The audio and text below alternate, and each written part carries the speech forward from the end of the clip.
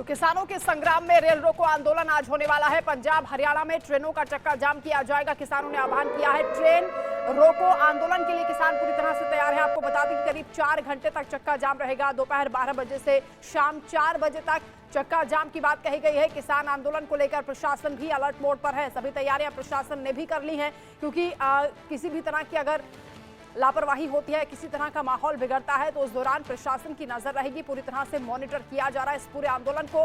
किसानों का प्रदर्शन और सवाल ये उठता है कि आखिर किसका समर्थन मिल रहा है। बार बार किसानों की ओर से कभी ट्रेन रोकी जा रही है, कभी दिल्ली कूच के लिए जिद की जाती है। आज दोपहर 12 बजे से शाम 4 बजे तक ये रेल रोको आंदोलन किया गया है और साथ ही किसान से, मजदूर से आह्वान भी किया गया है कि वो बढ़ चढ़कर इसमें हिस्सा लें। आपको बता दें कि पंजाब और हरियाणा के कई हिस्सों में आज रेल रोककर चक्का जाम किया जाएगा। रेलवे यातायात इससे प्रभावित होगा, यात्रियों को परेशानियां हो सकती हैं। प्रशासन की ओर से भी तमाम इंतजाम किए गए हैं। किसानों के इस प्रदर्शन पर निगाहें बनी हुई हैं। बातचीत के जरिए हल नहीं निकल पाया अभी तक। कई दौर की बातचीत हुई है केंद्र सरकार के साथ। खुद कृषि मंत्री अर्जुन मुंडा ने बातचीत की है किसानों के नेताओं से, लेकिन समाधान नहीं हो पा रहा है।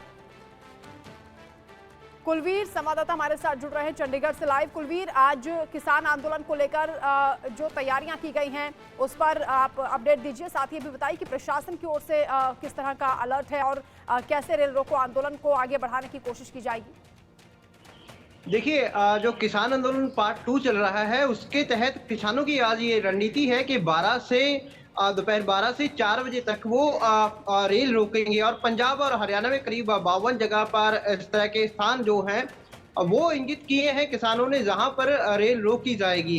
और किसानों की ये रणनीति भी रहेगी कि कोई नुकसान जो है वो रेलवे ट्रैक पर जाकर किसानों को ना हो।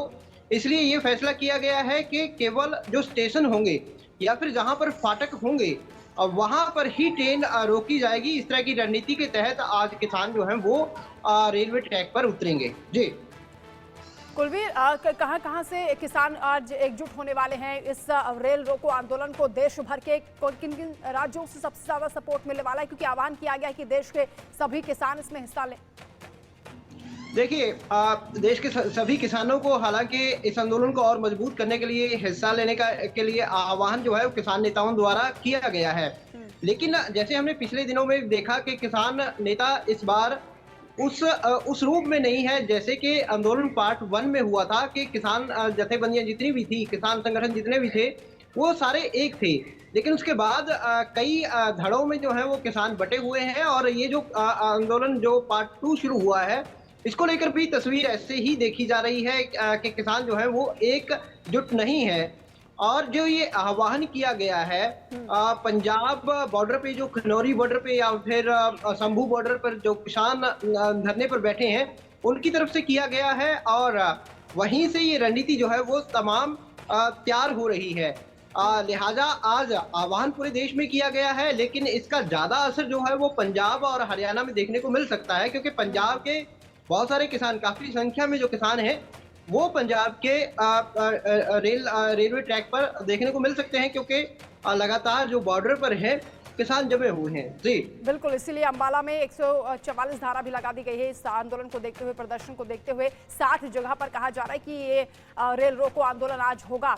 लेकिन सवाल ये उठता है कि आखिर इसके पीछे किसका सपोर्ट है, किसका समर्थन है, क्योंकि केवल पंजाब और हरियाणा के ही कुछ किसान हैं जो इस आंदोलन में शामिल है। कुलवीर जी बिल्कुल, क्योंकि जो ये पार्ट 2 है, आंदोलन पार्ट 2 है, इसका जो असर है वो पंजाब और हरियाणा में ही देखने को मिला और सबसे ज्यादा पंजाब में इसका असर रहा, क्योंकि जितने भी किसान निकले इस आंदोलन के लिए वो पंजाब से निकलकर हरियाणा वाले बॉर्डर पर, क्योंकि वहां पर उनको रोक दिया गया, दिल्ली नहीं जाने दिया गया और वहीं पर उन्होंने डेरे जो है वो जमा रखे हैं। लिहाजा इसका असर जो है वो पंजाब में देखने को ज्यादा मिल सकता है। जी इसके अलावा एक स्ट्रेटजी ये भी बनाई गई थी कि दिल्ली में जंतर मंतर पर प्रदर्शन किया जाएगा। उसको लेकर किस तरह की बातचीत हुई है किसान नेताओं के बीच?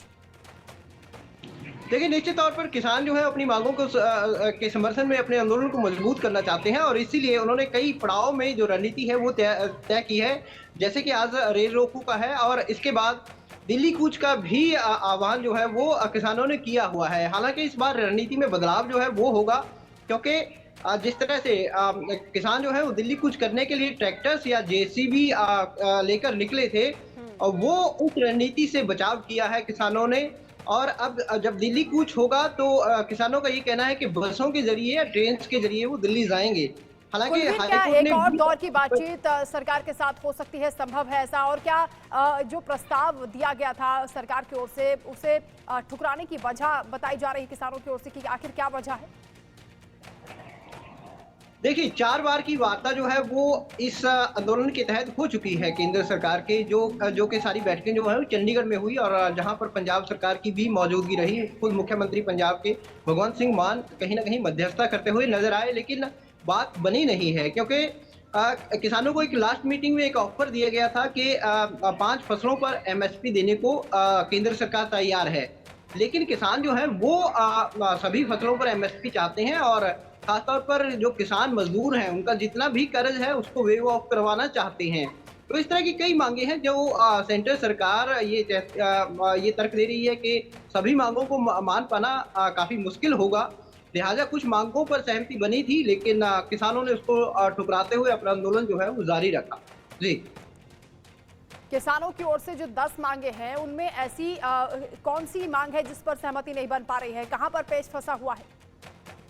देखिए, सभी फसलों पर एमएसपी देना सरकार की बस की बात नहीं है। सरकार इस तरह के संकेत जो है वो दे चुकी है क्योंकि उससे कहीं न कहीं जो प्राइस हैं वो भी अनकंट्रोल हो सकते हैं और क्योंकि सरकार की एक ज़िम्मेवारी भी बनती है कि आम आदमी तक जो ज़रूरत की चीज़ें हैं, ज़रूरत का सामान है, चाहे वो खाने-पीने का सामान है या फिर और ज़रूरत की चीज़ें हैं, वो पहुँचती रहनी चाहिए। और यदि एमएसपी तय करती है तो निश्चित तौर पर कहीं न कहीं इस तरह की दिक्कतें जो हैं वो सरकार के सामने खड़ी हो सकती हैं, एक आम आदमी के सामने खड़ी हो सकती हैं।